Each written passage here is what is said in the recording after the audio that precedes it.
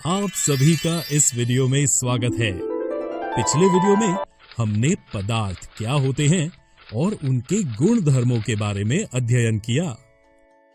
आइए अब हम इस वीडियो में पदार्थों की अवस्था, स्टेट्स ऑफ मैटर का अध्ययन करें। अरे वाह, यहाँ किसी के जन्मदिन की तैयारी चल रही है। चलिए देखें यहाँ कौन कौन सी वस्तुएं रखी हैं। यहाँ मेहमानों के लिए कुछ मिष्ठान और शरबत रखा है और कमरे को गुब्बारों से सजाया गया है। क्या आप जानते हैं इन सभी वस्तुओं में क्या खास है? ये सभी पदार्थ पृथक पृथक अवस्थाओं में हैं। मिष्ठान का टुकड़ा एक ठोस पदार्थ है, जग में भरा शरबत एक द्रव्य पदार्थ है और गुब्बारों में भरी हवा एक गैसीय पदार्थ है। अब आप सोच रहे होंगे कि हम पदार्थों की अवस्थाएं कैसे ज्ञात कर सकते हैं। पदार्थ की अवस्थाएं उसके कणों की विभिन्न विशेषताओं के कारण होती है। आइए अब हम पदार्थ की तीनों अवस्थाओं के गुणों का विस्तार में अध्ययन करें। सबसे पहले हम ठोस अवस्था, सॉलिड स्टेट का अध्ययन करेंगे। इन वस्तुओं को इकट्ठा करें। चौकोर तांबे का पतरा, ईंट, गेंद और पत्थर। अब एक कागज पर पेंसिल से इन सभी वस्तुओं के आकार का रेखा चित्र बनाएं। क्या इन सभी वस्तुओं का निश्चित आकार तथा स्पष्ट सीमाएं हैं? ये सभी वस्तुएं पदार्थ के ठोस अवस्था में हैं। इसलिए हम कह सकते हैं कि ठोस पदार्थों के निश्चित आकार तथा स्पष्ट सीमाएं होती हैं। अब अगर हम इनके आयतन को देखें तो पाएंगे कि इन सभी पदार्थों के आयतन स्थिर हैं, यानी इनमें नगण्य संपीड्यता होती है। आइए अब एक मजेदार क्रियाकल्प करते हैं। इन वस्तुओं पर हथौड़ा मारकर इन्हें खींचकर या गिरा कर देखें। आप क्या देखते हैं? क्या इनके आकार बदले हैं? नहीं, बाह्य बल लगाने पर भी ठोस अपने आकार को बनाए रखते हैं। बल लगाने पर ठोस टूट सकता है, लेकिन इनका आकार नहीं बदलता, इसलिए ये दृढ़ होते हैं। ऐसा क्यों? ऐसा इसलिए है, ठोस पदार्थ में कणों के बीच बहुत कम खाली जगह होती है और उन कणों के बीच का आकर्षण सबसे ज्यादा होता है। क्या आप बता सकते हैं कि क्या ठोस पदार्थ आपस में विसरित होते हैं? आइए एक मजेदार प्रयोग द्वारा ये ज्ञात करें। इस प्रयोग के लिए हमें एक कागज और गेंद की आवश्यकता होगी। अब इस गेंद को कागज में मिलाने की कोशिश कीजिए। आप क्या देखते हैं? ये दो ठोस पदार्थ एक दूसरे में विसरित नहीं हो सकते। हमने देखा कि ठोस पदार्थ के आकार स्थिर होते हैं और आयतन निश्चित होते हैं। उनके कणों के बीच का आकर्षण सबसे अधिक होता है। इसीलिए ठोस पदार्थ की संपीड्यता, कंप्रेसिबिलिटी नगण्य होती है और दो ठोस पदार्थ एक दूसरे में विसरित नहीं होते। अब पदार्थ की द्रव्यीय अवस्था देखते हैं। ठोस पदार्थ की तरह क्या द्रव्यीय अवस्था में भी पदार्थ का आकार स्थिर और निश्चित है? चलिए इसे एक क्रियाकल्प द्वारा ज्ञात करें। यहाँ 3 अलग अलग आकारों के कांच के बर्तन हैं। हमारे पास इस जग में कुछ शरबत है। फिलहाल हम देख सकते हैं कि शरबत ने जग का आकार लिया है।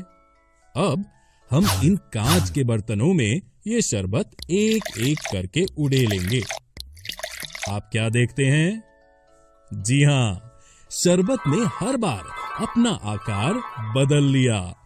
इसका मतलब द्रव्य अवस्था में पदार्थ का आकार निश्चित नहीं रहता।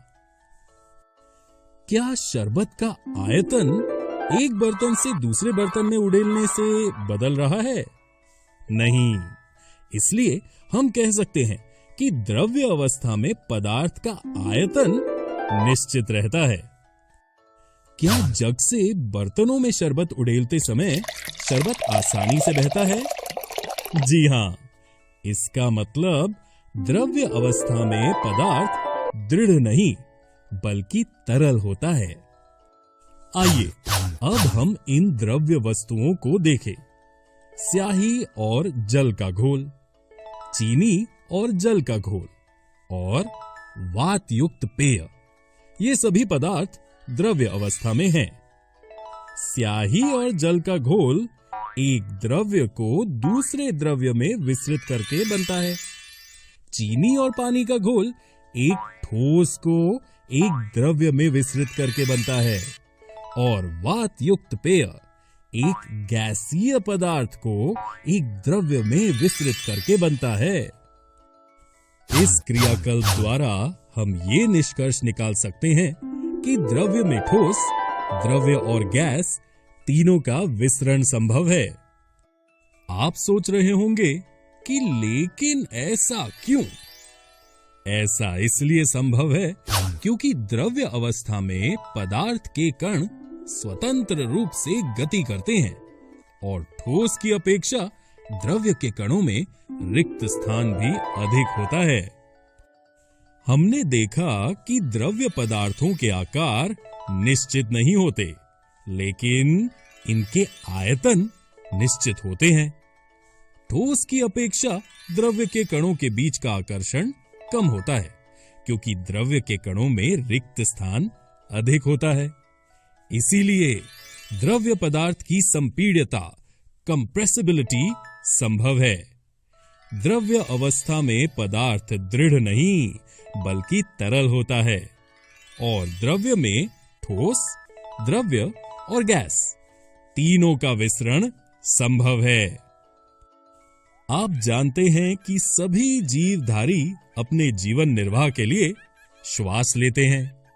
वातावरण में उपस्थित गैसें, विशेषतः ऑक्सीजन तथा कार्बन डाइऑक्साइड, जंतुओं तथा पौधों के लिए अनिवार्य होती है।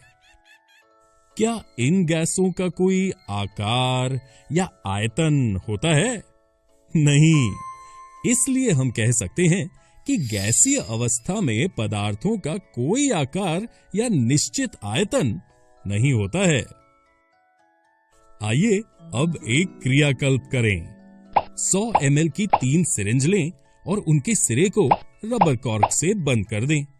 सभी सिरिंज के पिस्टन को हटा दें और अब पहली सिरिंज में हवा रहने दें, दूसरी सिरिंज में जल और तीसरी में चॉक के टुकड़े भर दें।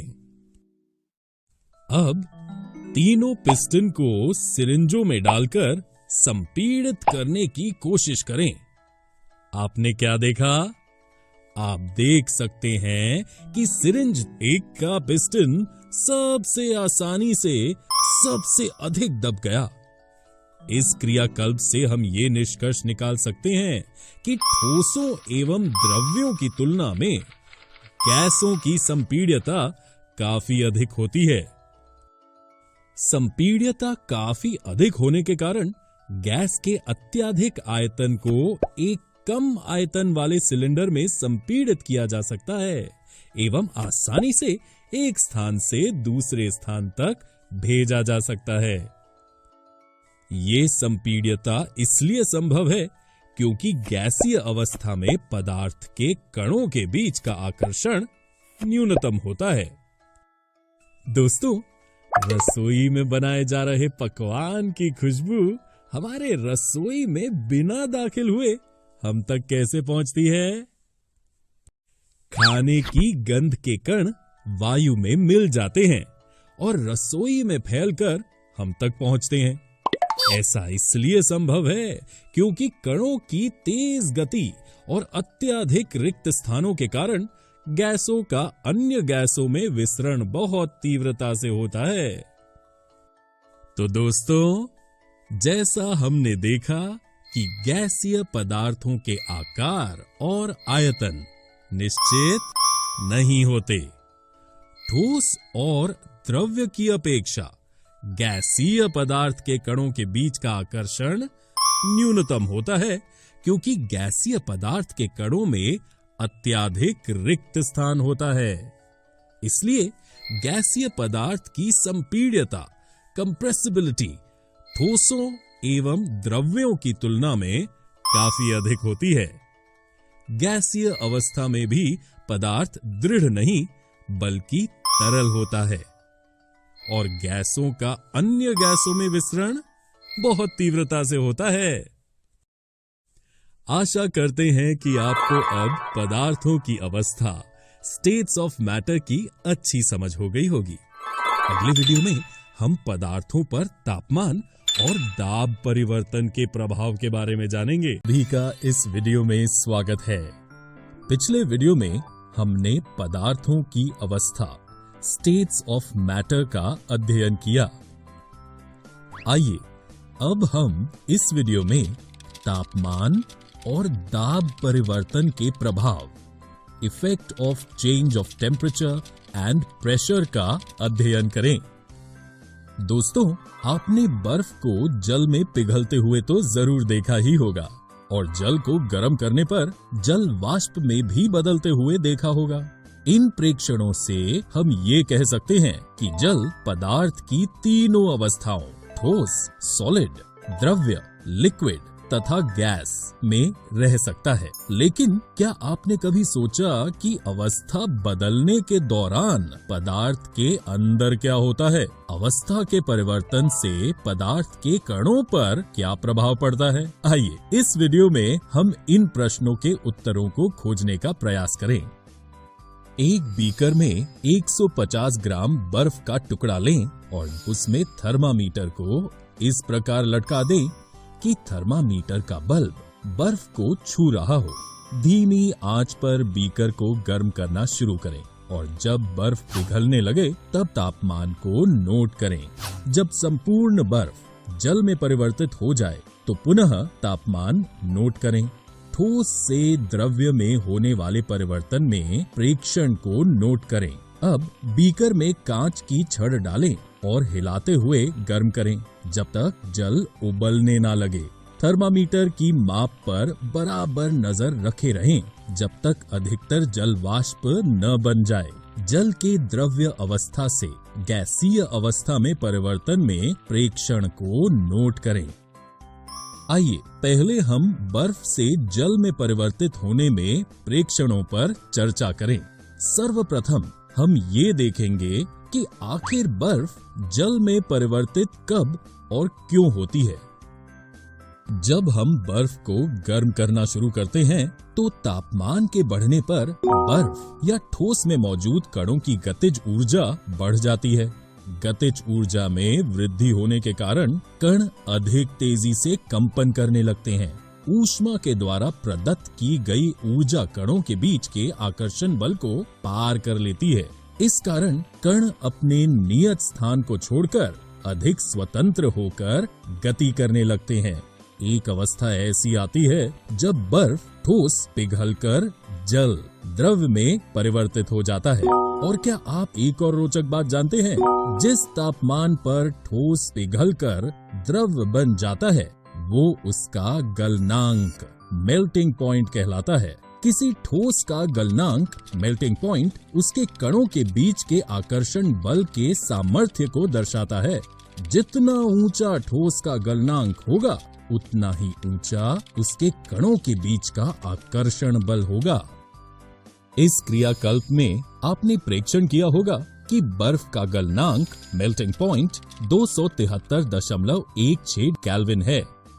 ठोस से द्रव्य में परिवर्तित होने की प्रक्रिया को संगलन, फ्यूजन भी कहते हैं। गलने की प्रक्रिया में आपने ध्यान दिया होगा कि गलनांक पर पहुंचने के बाद जब तक संपूर्ण बर्फ पिघल नहीं जाती तापमान में कोई परिवर्तन नहीं नजर आता। बीकर को ऊष्मा प्रदान करने के बावजूद भी ऐसा ही होता है।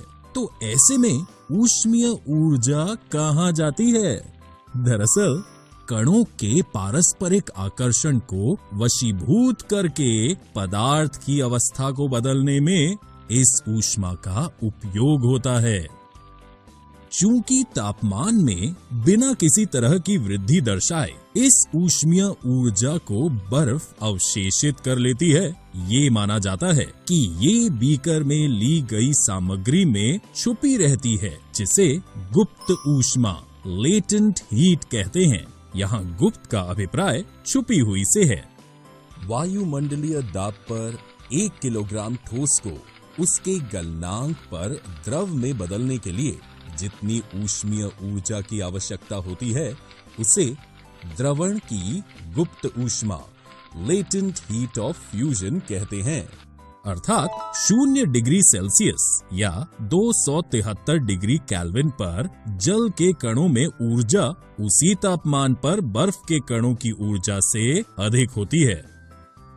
अब आइए देखें कि जल से जल वाष्प में परिवर्तन के दौरान क्या होता है। जब हम जल में ऊष्मीय ऊर्जा देते हैं तो कण अधिक तेजी से गति करते हैं। एक निश्चित तापमान पर पहुंचकर कणों में इतनी ऊर्जा आ जाती है कि वे परस्पर आकर्षण बल को तोड़कर स्वतंत्र हो जाते हैं। इस तापमान पर द्रव गैस में बदलना शुरू हो जाता है।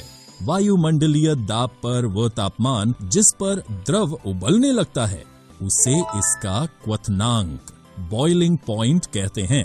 क्वथनांक समष्टि गुण बल्क फिनोमिनन है, जिसमें द्रव के सभी कणों को इतनी ऊर्जा मिल जाती है कि वे वाष्प में बदल जाते हैं। जल के लिए ये तापमान 100 डिग्री सेल्सियस या 373 केल्विन है। और दोस्तों, क्या आप जानते हैं वायुमंडलीय दाब पर 1 किलोग्राम द्रव को उसके क्वथनांक पर गैस में बदलने के लिए जितनी ऊष्मीय ऊर्जा की आवश्यकता होती है, उसे वाष्पीकरण की गुप्त ऊष्मा लेटेंट हीट ऑफ वेपराइजेशन कहते हैं। 100 डिग्री सेल्सियस पर वाष्प के कणों में उसी तापमान पर जल के कणों की अपेक्षा अधिक ऊर्जा होती है। क्या आप बता सकते हैं कि ऐसा क्यों होता है? ऐसा इसलिए है क्योंकि वाष्प के कणों ने वाष्पीकरण की गुप्त ऊष्मा के रूप में अतिरिक्त ऊष्मा अवशोषित कर ली है। इस क्रियाकल्प द्वारा हम ये निष्कर्ष निकाल सकते हैं कि तापमान बदलकर हम पदार्थ को एक अवस्था से दूसरी अवस्था में बदल सकते हैं। इस क्रियाकल्प के द्वारा हमने सीखा कि गर्म होने पर ये ठोस से द्रव और द्रव से गैस बन जाते हैं। लेकिन क्या सभी पदार्थ इसी नियम का पालन करते हैं? नहीं। कपूर, अमोनियम क्लोराइड, नैफ्थलीन जैसे कुछ पदार्थ हैं जो द्रव अवस्था में परिवर्तित हुए बिना ठोस अवस्था से सीधे गैस में और वापस ठोस में बदल जाते हैं। द्रव अवस्था में परिवर्तित हुए बिना ठोस अवस्था से सीधे गैस और वापस ठोस में बदलने की प्रक्रिया को ऊर्ध्वपातन सब्लिमेशन कहते हैं। आइए अब हम दाब परिवर्तन का पदार्थ की अवस्था पर प्रभाव देखें। आइए इसे एक क्रियाकल्प द्वारा समझें। इसमें आप देख सकते हैं कि एक सिलेंडर में गैस को भरा गया है और उस पर इस तरह से पिस्टन लगाया गया है। अब यदि हम इस पिस्टन पर दाब बढ़ाएं तो क्या होगा? हम जानते हैं कि घटक कणों के बीच की दूरी में अंतर होने के कारण पदार्थों की विभिन्न अवस्थाओं में अंतर होता है। अतः आप देखेंगे कि दाब बढ़ाने एवं संपीड़न करने पर गैस के कण समीप आ जाते हैं। यदि हम दाब को बढ़ाते रहें तो ये गैस द्रव में परिवर्तित हो जाएगी। दोस्तों, क्या आपने ठोस कार्बन डाइऑक्साइड CO2 के बारे में सुना है? इसे उच्च दाब पर संग्रहित किया जाता है। जब वायुमंडलीय दाब का नाप 1 एटमॉस्फेयर हो तो ठोस कार्बन डाइऑक्साइड द्रव अवस्था में आए बिना सीधे गैस में परिवर्तित हो जाती है। यही कारण है कि ठोस कार्बन डाइऑक्साइड को शुष्क बर्फ, ड्राई आइस कहते हैं। इस तरह हम कह सकते हैं कि पदार्थ की अवस्थाएं यानी ठोस, द्रव और गैस दाब और तापमान के द्वारा तय होती हैं। क्या पदार्थ की अवस्था बदलने के लिए सदैव ऊष्मा देना या दाब बदलना आवश्यक है? क्या बिना क्वथनांक पर पहुंचे कोई द्रव वाष्प अवस्था में बदल सकता है? आइए इसे एक उदाहरण के द्वारा समझें। जब हम कपड़ों को सुखाते हैं तो उनमें से जल धीरे धीरे वाष्प में परिवर्तित हो जाता है। ऐसा कैसे होता है? ऐसे में जल का क्या होता है? हम जानते हैं कि पदार्थ के कण हमेशा गतिशील होते हैं और कभी रुकते नहीं। एक निश्चित तापमान पर गैस, द्रव या ठोस के कणों में विभिन्न मात्रा में गतिज ऊर्जा होती है।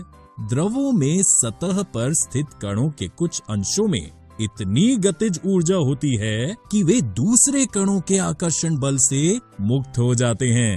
क्वथनांक से कम तापमान पर द्रव के वाष्प में परिवर्तित होने की इस प्रक्रिया को वाष्पीकरण, इवेपोरेशन कहते हैं। आइए देखें वाष्पीकरण को प्रभावित करने वाले कौन से कारक होते हैं। वाष्पीकरण की दर निम्नलिखित के साथ बढ़ती है। सतह क्षेत्र बढ़ने पर, जैसे कपड़े सुखाने के लिए हम उन्हें फैला देते हैं। वाष्पीकरण एक सतही प्रक्रिया होने के कारण सतही क्षेत्र बढ़ने पर वाष्पीकरण की दर भी बढ़ जाती है। तापमान में वृद्धि, तापमान बढ़ने पर अधिक कणों को पर्याप्त गतिज ऊर्जा मिलती है जिससे वे वाष्पीकृत हो जाते हैं। आर्द्रता में कमी, वायु में विद्यमान जल वाष्प की मात्रा को आर्द्रता कहते हैं। वायु में एक निश्चित मात्रा में ही जल वाष्प होता है। जब वायु में जल कणों की मात्रा पहले से कम होगी तो वाष्पीकरण की दर बढ़ जाएगी। वायु की गति में वृद्धि, वायु के तेज होने से जल वाष्प के कण वायु के साथ उड़ जाते हैं जिससे आसपास के जल वाष्प की मात्रा घट जाती है। क्या आप वाष्पीकरण के बारे में और एक मजेदार बात जानते हैं? क्या आपने कभी अपनी हथेली पर एसीटोन की कुछ बूंदें गिरा कर देखी है? आपको हथेली पर शीतलता महसूस हुई होगी। ये भी वाष्पीकरण के कारण ही होता है। एसीटोन के कण आपकी हथेली और उसके आसपास से ऊर्जा प्राप्त कर लेते हैं और वाष्पीकृत हो जाते हैं, जिसके कारण आपको हथेली पर शीतलता महसूस होती है। इस तरह हम देख सकते हैं कि वाष्पीकरण के कारण शीतलता हो जाती है ना? ये मजेदार। दोस्तों, इस वीडियो में हमने पदार्थों की अवस्था पर तापमान और दाब परिवर्तन के प्रभाव, effect of change of temperature and pressure on states of matter का आप सभी का इस वीडियो में स्वागत है। इस वीडियो में हम पदार्थ की रचना और गुणों का अध्ययन करेंगे। अपने आसपास की वस्तुओं को गौर से देखिए। आपको क्या नजर आता है? जी हाँ, हमारे आसपास विभिन्न प्रकार की वस्तुएं हैं जिनके आकार, आकृति और बनावट अलग अलग हैं। कोई भी वस्तु जिसका द्रव्यमान मास हो और वो कुछ जगह आयतन, वॉल्यूम घेरती हो, पदार्थ, मैटर कहलाती है। भारत के प्राचीन दार्शनिकों ने पदार्थ को 5 मूल तत्वों में वर्गीकृत किया, जिसे हम पंच तत्व के नाम से जानते हैं। ये पंच तत्व हैं वायु, पृथ्वी, अग्नि, जल और आकाश। इन्हीं 5 तत्वों से सभी वस्तुएं बनी हैं, चाहे वो सजीव हो या निर्जीव। उस समय के दार्शनिकों ने पदार्थ को इसी तरह वर्गीकृत किया है। आधुनिक वैज्ञानिकों ने पदार्थों को भौतिक गुणधर्म एवं रासायनिक प्रकृति के आधार पर दो प्रकार से वर्गीकृत किया है। आइए हम इस वीडियो में भौतिक गुणों के आधार पर पदार्थ के बारे में ज्ञान अर्जित करें। दोस्तों, क्या पदार्थ सतत कंटिन्यूअस हैं या कणों पार्टिकुलेट से बने होते हैं? आइए एक क्रियाकल्प द्वारा यह ज्ञात करें। एक 100 ml का बीकर लें। इस बीकर को जल से आधा भरकर जल के स्तर पर निशान लगा दें।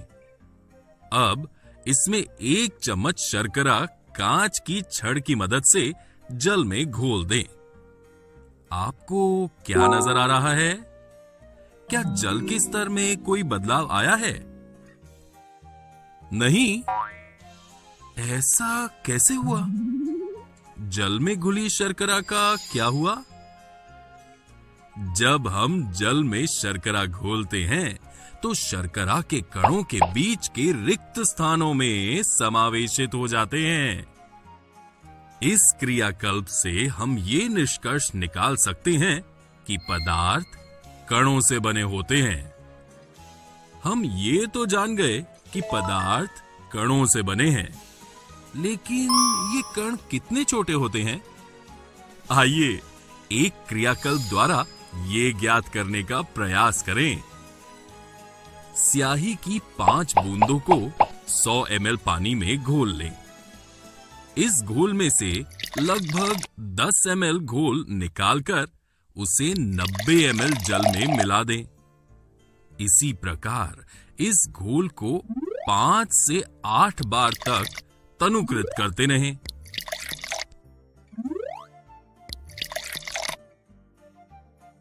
आपको क्या नजर आता है कि जल अब भी रंगीन है? प्रत्येक बार तनुकृत करने पर घोल का रंग हल्का होता जाता है, फिर भी पानी रंगीन नजर आता है।